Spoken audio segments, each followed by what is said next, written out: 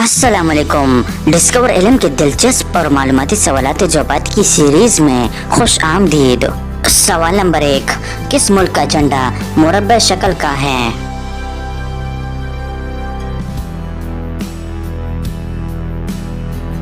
सही जवाब है स्विट्जरलैंड। सवाल नंबर 2, पोलो की मलका किसको कहा जाता है?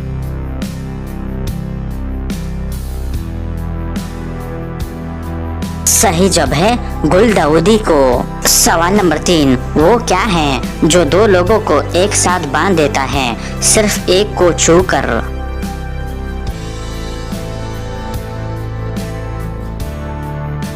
सही जवाब है शादी की अंगूठी। सवाल नंबर 4, आप एक हाथ के साथ हाथी को कैसे उठाएंगे?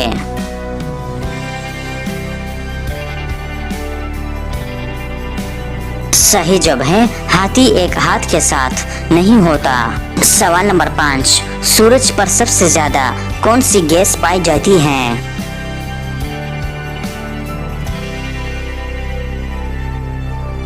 सही जवाब है हाइड्रोजन गैस। सवाल नंबर 6, वो कौन सा जानवर है जिसके दांत पेट में होते हैं?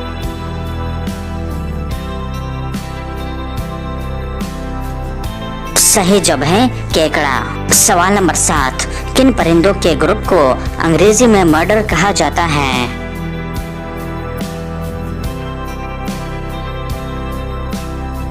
सही जवाब है कौवों के ग्रुप को।